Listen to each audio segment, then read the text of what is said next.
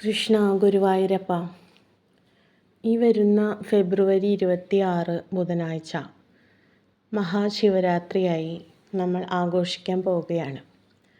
അപ്പോൾ ശിവരാത്രി എന്താണ്? ശിവഭഗവാന് വളരെ പ്രിയപ്പെട്ട ഒരു ദിവസമാണ്. ശിവഭഗവാന് വേണ്ടി നമ്മൾ അർപ്പിക്കേണ്ട ഒരു ദിവസമാണ്. അപ്പോൾ അതിനെ പറ്റിയാണ് ഇന്ന് പറയാൻ പോകുന്നത്. ശിവരാത്രിയെ പറ്റി പലതരത്തിലുള്ള ഐതിഹ്യങ്ങൾ നിലവിലുണ്ട്. നമുക്കറിയാം, ശിവരാത്രി എന്ന് പറയുമ്പോൾ ആ രാത്രിക്ക് വളരെ പ്രാധാന്യമുണ്ട്. രാത്രിക്കാണ് ഇവിടെ പ്രാധാന്യം. അന്ന് അമ്പലങ്ങളിലൊക്കെ എല്ലാവരും ഉറക്കം പോലുമില്ലാതെ ഓം നമ ശിവായ ഒക്കെ ചൊല്ലിയിരിക്കുന്ന ദിവസമാണ്. ഐതിഹ്യങ്ങളിലൊന്ന്, ശിവൻ തൻ്റെ താണ്ഡവ നൃത്തം നടത്തുന്ന സമയമാണ് ആ രാത്രി എന്ന് പറയപ്പെടുന്നു. മറ്റൊരു ഐതിഹ്യം എന്തെന്നാൽ, ശിവപാർവതി വിവാഹം നടന്ന സമയമാണ് ഈ രാത്രി, ശിവരാത്രി എന്ന് പറയപ്പെടുന്നു. ഈ രാത്രി നമ്മുടെ മുക്തിയിലേക്കുള്ള ഒരു മാർഗമായി, അതായത് ശിവഭഗവാനിൽ ചേർന്ന് മോക്ഷത്തിൽ ചെന്ന് ചേരാൻ, എല്ലാ പാപങ്ങളും തീർന്ന് മോക്ഷത്തിലെത്താനുള്ള ഒരു മാർഗമായി പറയപ്പെടുന്നു. വേറൊരു ഐതിഹ്യത്തിൽ ശിവഭഗവാൻ കാളകൂടവിഷം പാനം ചെയ്തത്. കാളകൂടവിഷം നമുക്കറിയാം, പാലാഴി മഥനത്തിനിടയ്ക്ക് പുറത്തേക്ക് വന്ന ഒരു വിഷമാണ്. ആ കാളകൂടവിഷം ലോകത്തെ തന്നെ ഹനിക്കാൻ പോന്നതായിരുന്നു. അത് ഭഗവാൻ ലോകസംരക്ഷണാർത്ഥം പാനം ചെയ്ത സമയമാണ് ഈ ശിവരാത്രി എന്ന് പറയപ്പെടുന്നു. അപ്പോൾ ഈ കാളകൂടവിഷം പാനം ചെയ്തതിനു ശേഷം അദ്ദേഹത്തിന് നീലകണ്ഠൻ എന്ന പേര് വന്നു. അപ്പോൾ അതാണ് ആ സമയം ശിവരാത്രി എന്ന് പറയുന്നത്.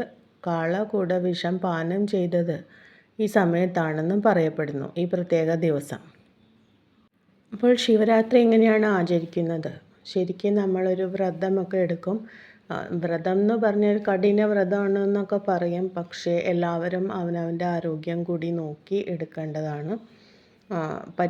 അത്രയും ആരോഗ്യമുള്ളവരൊക്കെ നിർജ്ജലമായ വ്രതമാണ് എടുക്കുന്നത്. അതായത് നമ്മൾ വെള്ളം പോലും കുടിക്കാതെ അന്ന് ഭക്ഷണമോ വെള്ളമോ കഴിക്കാതെ ഉപവസിക്കുന്നവരുണ്ട്. അല്ലെങ്കിൽ ആരോഗ്യമില്ലാത്തവരാണെങ്കിൽ ചിലർ പാലും പഴവും മാത്രം കഴിച്ചിട്ട് ഉപവസിക്കുന്നവരുണ്ട്. ചിലർ നോൺ വെജൊക്കെ ഒഴിവാക്കി പച്ചക്കറി മാത്രം കഴിച്ച്, പിന്നെ ചിലർക്ക് ഇപ്പോൾ ഗർഭിണികളായ സ്ത്രീകളുണ്ടാവും, തീരെ ചെറിയ കുട്ടികളുണ്ടാവും, അല്ലെങ്കിൽ വളരെ വയസ്സായ പ്രായമുള്ളവരുണ്ടാവും, അല്ലെങ്കിൽ എന്തെങ്കിലും അസുഖമുള്ളവരുണ്ടാവും. അവരൊക്കെ വ്രതങ്ങളൊക്കെ എടുക്കുമ്പോൾ വളരെ ശ്രദ്ധിക്കണം. വ്രതം എടുക്കാതിരിക്കുകയാണ് നല്ലത്. അല്ലെങ്കിൽ ഡോക്ടറുടെ ഉപദേശപ്രകാരം മാത്രമേ വ്രതം എടുക്കാൻ പാടുള്ളൂ. അല്ലാത്തവരൊക്കെ വ്രതം എടുക്കുമ്പോൾ അവരവരുടെ പ്രാപ്തിക്കനുസരിച്ച് വ്രതം എടുക്കുക. പിറ്റേ ദിവസം സൂര്യോദയത്തിന് ശേഷം ചതുർദശി തീരുന്നതിന് മുമ്പ് തന്നെയാണ് ഈ വ്രതം വീടുന്നത്.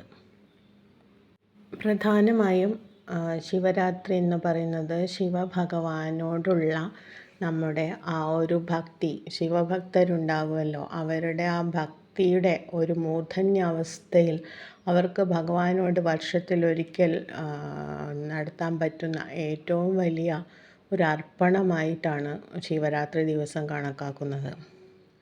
അപ്പോൾ തീർച്ചയായും ഇത് ഭഗവാനിൽ ചെന്നു ചേരാൻ, എല്ലാ പാപങ്ങളെയും മാറ്റിക്കളഞ്ഞ്, അതായത് നമ്മൾ ഇതുവരെ ഉള്ള ഈ ജന്മാന്തര ജന്മങ്ങളിൽ വന്നു ചേർന്നിട്ടുള്ള എല്ലാ പാപങ്ങളിൽ നിന്നും മോചനം നേടി ഭഗവാനിൽ തന്നെ ലയിക്കുവാനായിട്ട്, അതായത് മോക്ഷമാർഗത്തിലേക്കുള്ള ഒരു വഴിയായിട്ടാണ് ശിവരാത്രി ദിവസം കണക്കാക്കുന്നത്.